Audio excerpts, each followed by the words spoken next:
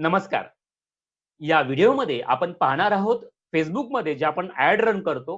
So add run करताना कोणता विचार आपण करणं आवश्यक आहे. आपली Facebookची प्राइस स्ट्रॅटेजी कशा पद्धतीने डिसाईड करणं आवश्यक आहे. तुम्ही Facebookमध्ये किती पैसे खर्च करता?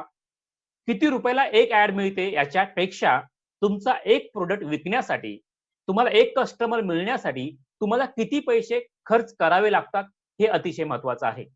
सो एखादी कमीत कमी पैशाची लीड जर तुम्हाला मिळत असेल, पण ती कन्व्हर्ट होत नसेल, तर त्या लीडला काहीच महत्त्व प्राप्त नाही. आणि म्हणून आपल्याला ज्यावेळी आपण Facebookवरती ॲड रन करतो, त्यावेळी एक कस्टमर मिळवण्यासाठी किती रुपये खर्च येतात, याची माहिती तुम्हाला असणं आवश्यक आहे किंवा किती खर्च येऊ शकतो. तुम्ही जास्तीत जास्त किती खर्च करू शकता, हेही तुम्ही डिसाईड करणं आवश्यक आहे.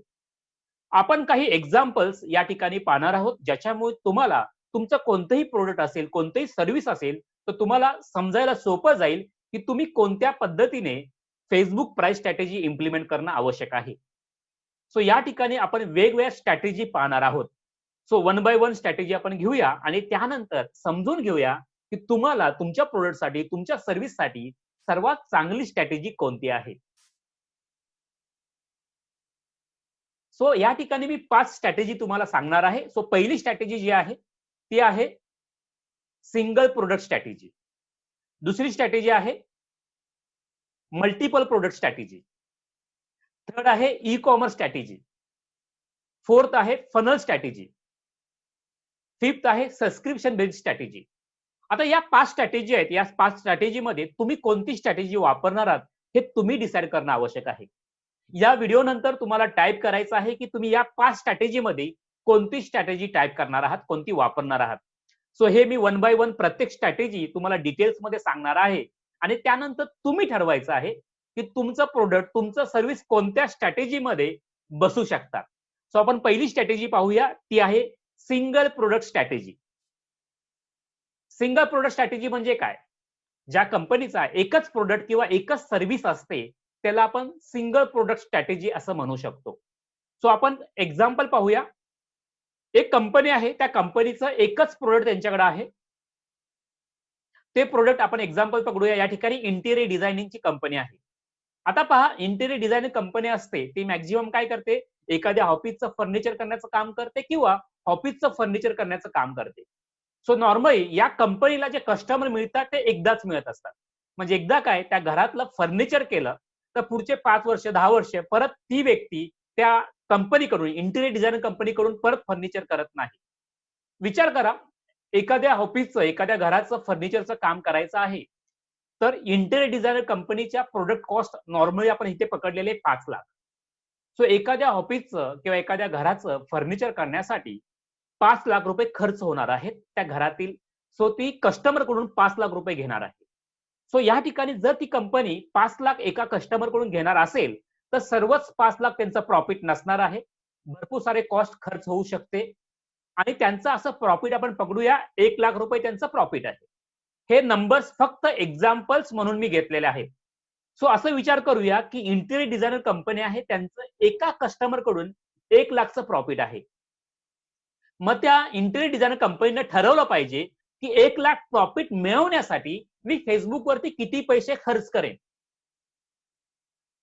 भरपूरदा असं होतं, जे इंटिरियर डिझायनिंग कंपनी किंवा इतर कंपनी असतात, त्या ₹100 पर डे जाहिरातीसाठी खर्च करतात आणि अपेक्षा करतात, की मला जास्तीत जास्त कस्टमर मिळावेत.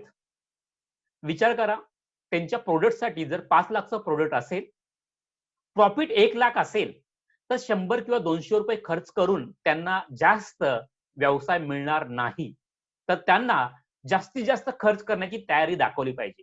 जे प्रॉफिट 1,00,000 आहे, 1,00,000 जे प्रॉफिट आहे, त्या 1,00,000 मधील त्यांनी प्रत्येक एका कस्टमरसाठी ₹30,000 खर्च करू शकतात. एक्झाम्पल सांगतो मी इथे. सो या ठिकाणी सर्वात महत्त्वाचं आहे, लीड इम्पोर्टंट नाही, ट्रॅफिक जनरेशन महत्त्वाचं नाही, तर इंटिरियर डिझायनर कंपनीसाठी एका घराच्या इंटिरियर करण्यासाठी एक कस्टमर मिळवण्यासाठी ते किती खर्च करू शकतात याला महत्त्व आहे. सो या ठिकाणी मी एक्झाम्पल सांगितलेलं आहे, की इंटिरियर डिझायनर कंपनी जी आहे, ती कंपनी एक कस्टमर मिळवण्यासाठी ₹30,000 खर्च जर केले, त्या कंपनीला प्रॉफिट आहे 1,00,000 म्हणजे राहिलं 70,000 प्रॉफिट राहिलं. कारण 30,000 एका कस्टमरसाठी त्यांनी खर्च केलेले आहेत. हे अतिशय समजून घेण्यासाठी अतिशय महत्वाचं आहे. कारण आपले मराठीमधील अनेक उद्योजक हा कन्सेप्टच समजून घेत नाहीत आणि त्यामुळे Facebookवरती ॲड रन करण्यासाठी किंवा विचारच करत नाहीत. विचार करा, जर 30,000 रुपये खर्च केले तरी त्यांना 70,000 चा इन्कम मिळणार आहे. जर त्यांनी 90,000 रुपये खर्च केले तर 2,10,000 चा इन्कम मिळणार आहे. आता इथे 30,000 हा मी नॉर्मल आकडा पकडलेला आहे. त्यांच्या कंपनीसाठी फक्त 10,000 एका कस्टमरसाठी सुद्धा खर्च येऊ शकतो. 5,000 सुद्धा येऊ शकतो, पण बेसिक मी या ठिकाणी 30,000 ही एक अमाउंट ठरवलेली आहे. सो हे एक्झाम्पल आहे सिंगल प्रोडक्ट स्ट्रॅटेजी मधील इंटेरियर डिझायनर कंपनीचं. आपण आणखी एक प्रोडक्टचं एक्झाम्पल घेऊया, ज्याच्यामुळे तुम्हाला आयडिया समजायला सोपी जाईल. या ठिकाणी पहा, सोलर एनर्जीची कंपनी आहे. ही सोलर एनर्जीची कंपनी सुद्धा एकदा एका घरामध्ये, एका बंगल्यामध्ये एकदाच हे सोलर एनर्जीचं सेटअप केलं जातं. मग हे सेटअप करण्यासाठी जी कॉस्ट असेल ती त्यांची 9 लाख रुपये कॉस्ट आपण या ठिकाणी पकडलेली आहे. पण या कंपनीचं 9 लाख सर्व प्रॉफिट नसणार आहे. तो सर्व खर्च गेल्यानंतर आपण असं समजूया, सोलर एनर्जी कंपनी आहे, त्यांचं प्रॉफिट आहे 2,50,000. मग 2,50,000 कमवण्यासाठी त्यांनी Facebookला किती रुपये खर्च करणं आवश्यक आहे?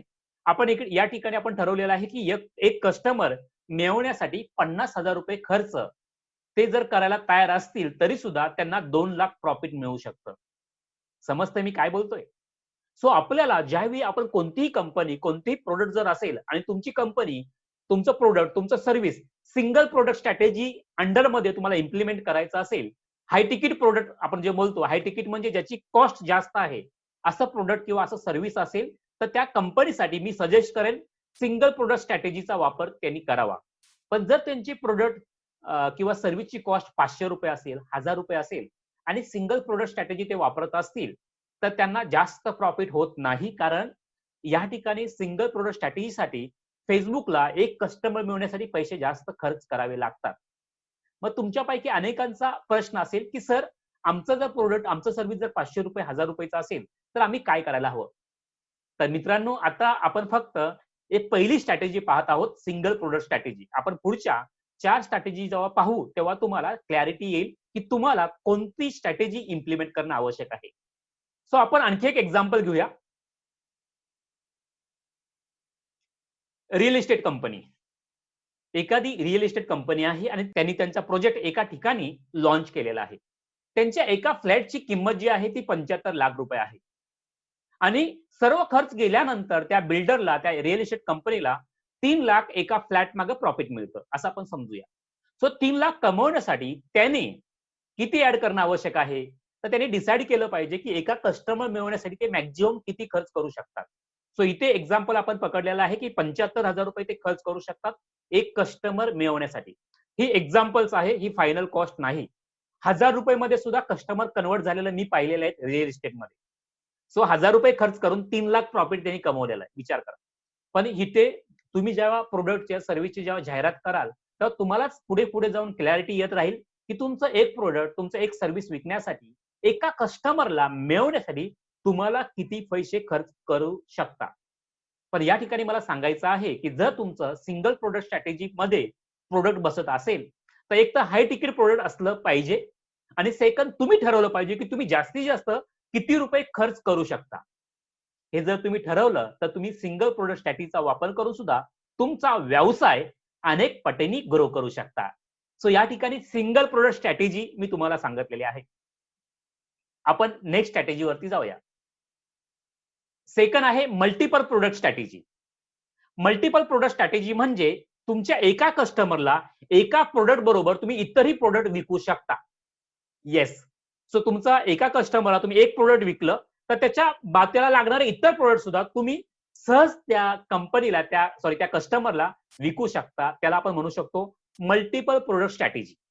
एक्झाम्पल आपण पाहूया. एक्झाम्पल, तुम्ही तुमचे ऑनलाईन कोर्सेस कस्टमरला विकता. मग ते ऑनलाईन कोर्सेस कोणत्याही पद्धतीचे असू शकतात. ज्यावेळी तुम्ही तुमचे ऑनलाईन कोर्सेस कस्टमरला विकता, तेव्हा एक कोर्स तुम्ही विकणार नाहीयेत. तर त्याच कस्टमरला तुम्ही दुसरा कोर्स, तिसरा कोर्स, चौथा कोर्स, 5वा कोर्स असे अनेक कोर्सेस एकाच कस्टमरला तुम्ही विकू शकता. आणि त्याच्यामुळे ज्यावेळी तुमचे अनेक प्रोडक्ट जेव्हा असतात ना, त्यावेळी तुम्ही मल्टिपल प्रोडक्ट स्ट्रॅटेजीचा वापर करू शकता. मग या कोर्सची प्राइस कितीही असेल तरी चालू शकतं.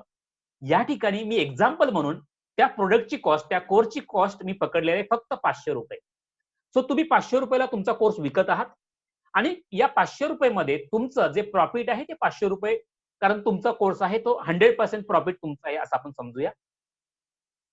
मग हा कोर्स विकून एक कस्टमर तुम्हाला मिळवण्यासाठी तुम्ही किती रुपये खर्च करू शकता?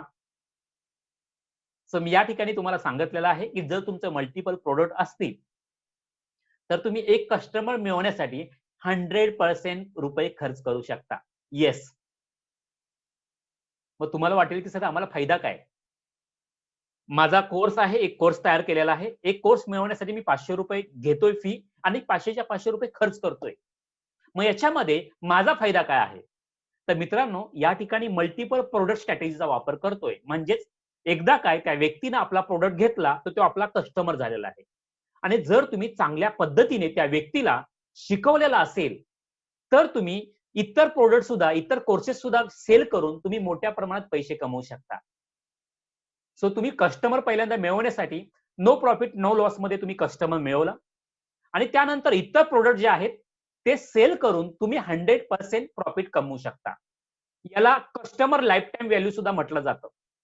कस्टमर लाईफटाईम व्हॅल्यू म्हणजे जरी तुम्ही एक कस्टमर मिळवण्यासाठी ₹500 खर्च केलेले असले, तरी त्या कस्टमर कडून जर तुमचे 10 कोर्सेस असतील, तर 10 कोर्सेसची फीज मिळून जर ₹50,000 फीज, कस्टमर लाईफटाईम व्हॅल्यू किती झाली? ₹50,000.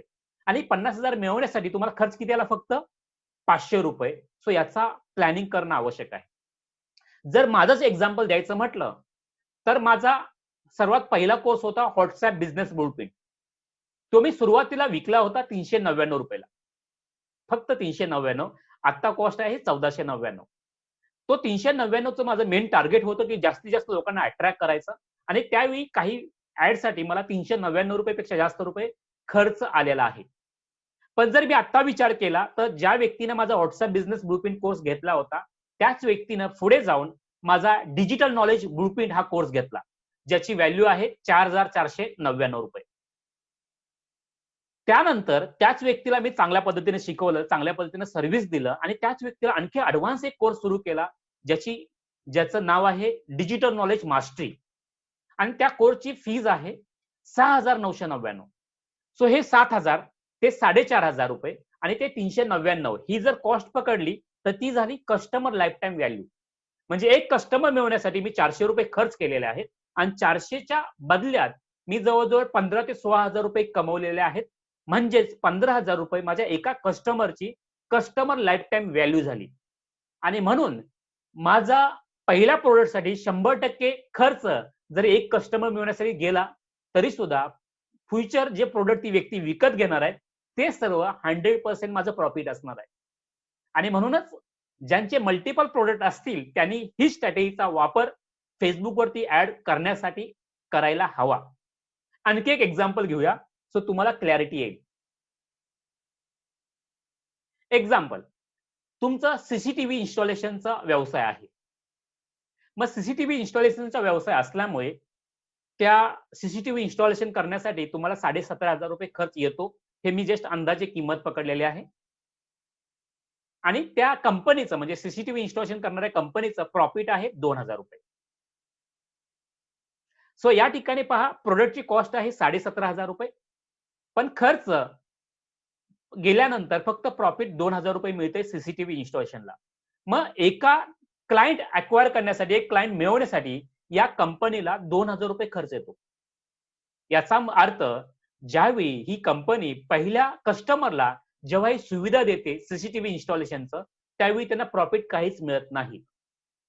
पण सीसीटीव्ही इन्स्टॉलेशन करणारी कंपनी आणखी काही सॉफ्टवेअर, आणखी काही हार्डवेअर त्या कंपनीला देत जर असेल, त्यांच्याकडे जर असतील, त्याचबरोबर मंथली, इयरली एएमसी असते, ती एएमसी देत असतील, तर 100% प्रॉफिट हा second, third, fourth, fifth product मधून त्यांना मिळू शकतो. आणि म्हणून सीसीटीव्ही इन्स्टॉलेशन करणारी कंपनी पहिल्या कस्टमर मिळवण्यासाठी सर्व मिळालेलं प्रॉफिट खर्च करू शकते. पुन्हा एकदा मी सांगतोय, हे आकडे जे मी सांगतोय ते एक एक्झाम्पल्स म्हणून सांगतोय. सो तुम्ही याचा अर्थ या ठिकाणी सुद्धा कस्टमर लाईफ टाईम व्हॅल्यूचा विचार करू शकता. म्हणजे एक्झाम्पल, तुम्ही एखाद्या कंपनीमध्ये सीसीटीव्ही इन्स्टॉलेशन केलं आणि सीसीटीव्ही इन्स्टॉलेशन केल्यानंतर पुढच्या 10 वर्षामध्ये प्रत्येक वर्षी तुम्हाला एएमसी मिळणार आहे. सो एएमसीचे पैसे मिळणार आहेत. ते कस्टमर लाईफ टाईम व्हॅल्यूमध्ये येऊ शकतात. त्याबरोबर तुम्ही इतर सॉफ्टवेअर देत असाल, एक्झाम्पल टॅली सारखे सॉफ्टवेअर देत असाल, कॉम्प्युटर असेंबल करून देत असाल, प्रोजेक्टर देत असाल. सो त्या कंपनीला रिलेटेड सीसीटीव्ही रिलेटेड इलेक्ट्रॉनिक वस्तू त्यांना जर देत असाल, आयपी कॅमेरा देत असाल, तर ते सर्व व्हॅल्यू जाणार आहे कस्टमर लाईफ टाईम व्हॅल्यूमध्ये आणि हा तुमचा प्रॉफिट असणार आहे. सो डिजिटल युगामध्ये या पद्धतीचा स्ट्रॅटेजी आपण वापरणे आवश्यक आहे. सो पहिला कस्टमर साठी जास्तीत जास्त रुपये खर्च करणे, त्या कस्टमरला जास्तीत जास्त व्हॅल्यू देणे आणि त्याला लॉंग टर्म रिलेशन मध्ये ठेवून इतर प्रोडक्ट त्याला विकून मॅक्झिमम प्रॉफिट कमवणे, ही स्ट्रॅटेजी तुम्ही जर तुमचे जर मल्टिपल प्रोडक्ट असतील तर तुम्ही वापरू शकता. मित्रांनो, आतापर्यंत 2 स्ट्रॅटेजी पाहिलेल्या आहेत. टोटल 5 स्ट्रॅटेजी मी तुम्हाला सांगणार आहे. या 5 स्ट्रॅटेजीमध्ये कोणती तरी एक स्ट्रॅटेजी तुमच्यासाठी प्रभावी असू शकते. आपण पुढची स्ट्रॅटेजी पाहूया. E-commerce strategy. फ्लिपकार्ट, Amazon किंवा इतर ज्या ई-कॉमर्स वेबसाईट आहेत, त्या या स्ट्रॅटेजीचा वापर करतात. सो ही नक्की स्ट्रॅटेजी कशा पद्धतीने वर्क होते हे आपण पाहूया. एक्झाम्पल, एखादी ई-कॉमर्स वेबसाईट आहे, जसं की फ्लिपकार्ट आहे, Amazon आहे. ती एक मोबाईल विकण्यासाठी, म्हणजे एक मोबाईल एक त्यांचं प्रोडक्ट आहे असं समजूया. ज्यावेळी त्यांचं वेगवेगळे सेल्स असतात, त्या सेल्ससाठी पहा तुम्ही Facebookवरती, इतर प्लॅटफॉर्मवरती मोबाईलची भरपूर ते जाहिरात करतात. आणि जाहिरात केल्यामुळे त्या एक मोबाईलची कॉस्ट आपण पकडूया 12,000. एका मोबाईलची किंमत आहे ₹12,000. सो 12,000 चा मोबाईल त्यांना ई-कॉमर्स वेबसाईट मधून सेल करायचा आहे. आणि हा 12,000 चा मोबाईल विकल्यानंतर त्या ई-कॉमर्स कंपनीला ₹2,000 प्रॉफिट मिळणार आहे. पण तुम्हाला माहिती आहे, हे एक कस्टमर मिळवण्यासाठी किती रुपये खर्च करतात ते? मला माहिती आहे, अनेक लोकांना माहिती नसेल. पण ज्यावेळी मी स्टडी केला आणि मी समजून घेतलं, तेव्हा मला आश्चर्य वाटलं, की ह्या ई-कॉमर्स स्ट्रॅटेजीचा वापर करून पहिला कस्टमर मिळवण्यासाठी पहिल्या प्रॉडक्टपेक्षा ते जास्त रुपये खर्च करतात. येस.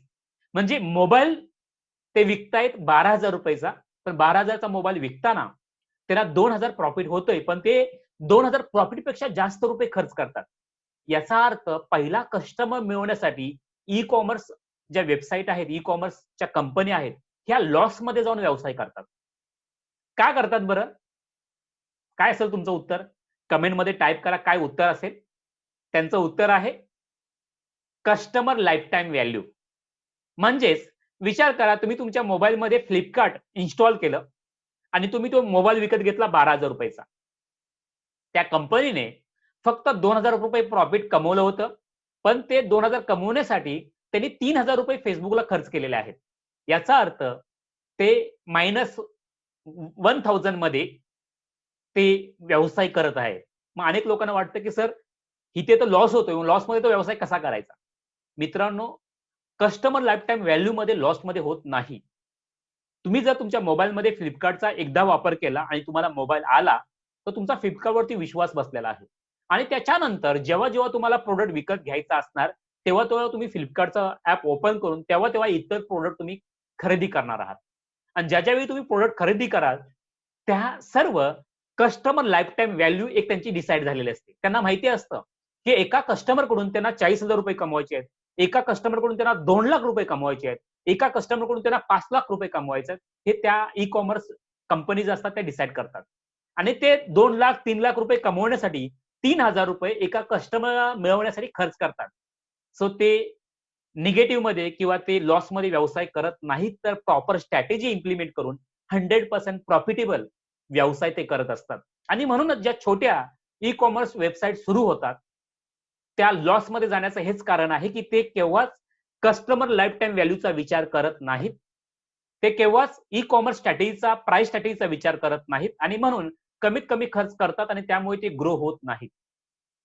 आणि म्हणून जर जर तुमच्या मोठ्या ई-कॉमर्स वेबसाईट असतील, तरच मी ही स्ट्रॅटेजी तुम्हाला वापरायला सर्वांना सजेस्ट करेन. पण तुमचे 1-2 प्रॉडक्ट असतील, 3-4 प्रॉडक्ट असतील, तर मी तुम्हाला ई-कॉमर्स स्ट्रॅटेजी फॉलो करायला तुम्हाला मी सजेस्ट करणार नाहीये.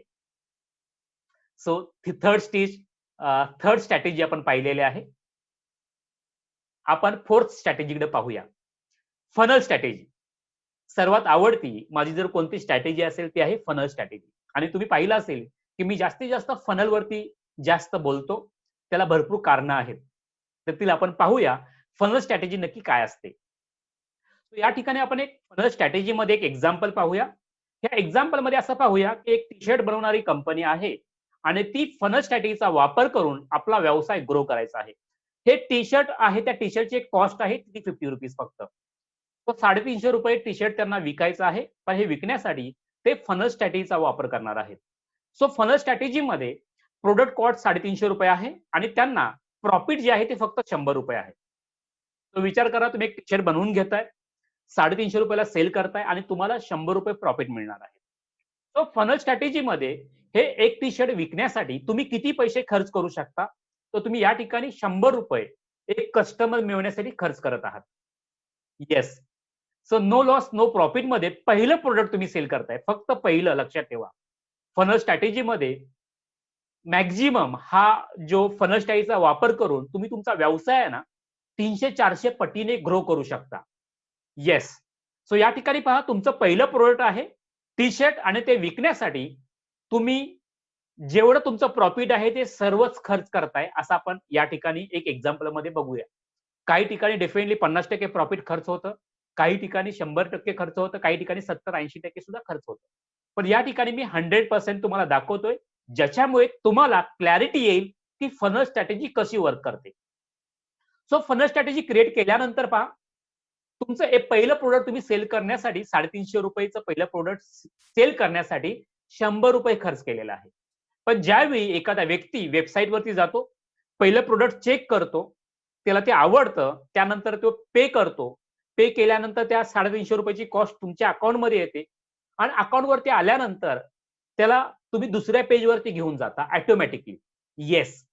सो पहिलं प्रॉडक्ट खरेदी केल्यानंतर तो आपोआप दुसऱ्या प्रॉडक्टवरती जातो आणि त्या ठिकाणी तुम्ही सांगता त्या व्यक्तीला की तुम्ही जे प्रॉडक्ट विकत घेतलेलं आहे त्याच्याबरोबर हे प्रॉडक्ट जर तुम्ही विकत घेतलं तर तुम्हाला खूप छान वाटेल. म्हणजे एक्झाम्पल, टी-शर्ट तुम्ही विकताय. मग टी-शर्ट बरोबर ₹450 चं तुम्ही एक ट्राउझर विकू शकता किंवा शूज विकू शकता, स्पोर्ट्स शूज विकू शकता. सो त्यांना सांगू शकता की तुम्ही टी-शर्ट घेतलंय ना, या टी-शर्टला मॅच होणारं एक ट्राउझर आमच्याकडे आहे, तेही तुम्ही चेक करा. आता इथे इथे पहा, कॉस्ट आहे ₹450 त्या सेकंड प्रॉडक्टची. पण त्यासाठी तुम्हाला ₹1 खर्च येणार नाही. कारण जे ₹100 खर्च आले होते, ते पहिल्या प्रॉडक्टच्या प्रॉफिटमधून मायनस झालेले आहेत. बरोबर ना? सो या ठिकाणी सेकंड प्रॉडक्ट ₹450 चा आहे. विचार करा, एका दिवसामध्ये जर तुम्ही ₹350 चे 100 शर्ट विकले, आपण जास्त घेत नाही. आपण 100 टी-शर्ट तुम्ही जर विकले आणि 100 पैकी 100 लोकं ऑटोमॅटिकली सेकंड पेजवरती येतील, ज्या ठिकाणी तुम्ही ट्राउझरची माहिती सांगताय आणि ते ₹450 ला सेल करताय. या 100 पैकी असं आपण समजूया फक्त 20 लोकांनी फक्त 20 लोकांनी सेकंड प्रॉडक्ट तुमचं खरेदी केलं. आणि हे जे प्रॉफिट तुम्हाला मिळणार आहे, त्याच्यावरती कोणत्याही पद्धतीचा खर्च तुम्हाला येणार नाही Facebookसाठी. आणि तो सर्व तुमचा प्रॉफिट असणार आहे. सो 20 लोकांनी प्रॉडक्ट 2 घेतलेला आहे. 80 लोकांनी प्रॉडक्ट विकत घेतलं नाही. त्या वेबसाईटवरती एक ऑप्शन असतो, की मला हे प्रॉडक्टची गरज नाहीये. तर त्या बटनावर क्लिक केलं, तर ते 80 लोकं आणि ती 20 लोकं अशी 100 लोकं सुद्धा तिसऱ्या पेजवरती येतील. या तिसऱ्या पेजवरती तुम्ही आणखी एक सांगताय. या तिसऱ्या पेजवरती तुम्ही त्याच रिलेटेड एखादं प्रॉडक्ट, आणखी एखादं टी-शर्ट किंवा एखादी कॅप तुम्ही शो करताय आणि तुम्ही सांगताय, की त्या टी-शर्टला मॅच होणारी एक कॅप सुद्धा आमच्याकडे आहे आणि ती ₹400 ची कॅप आहे. पण तुम्ही टी-शर्ट विकत घेतलेला असल्यामुळे तुम्हाला 50% डिस्काउंटमध्ये ही कॅप आम्ही फक्त ₹200 मध्ये देत आहोत. विचार करा, 100 व्यक्ती या तिसऱ्या प्रॉडक्टवरती आलेले आहेत. मग ते 100 पैकी 40 लोकं, 50 लोकं, 60 लोकं तुमचं हे थर्ड प्रॉडक्ट जे ₹200 चं आहे ते विकत घेतील. जर 50 लोकांनी गेलं तर 50 इंटू 200 कॅल्क्युलेट करा.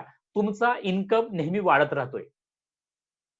तर यानंतर सुद्धा ते विकत घेतलेले 50 लोकं, न विकत घेतलेले 50 लोकं, 100 लोकं डायरेक्टली तुम्ही घेऊन जाताय प्रॉडक्ट 4th वरती. म्हणजे लास्ट प्रॉडक्ट वरती घेऊन जाताय.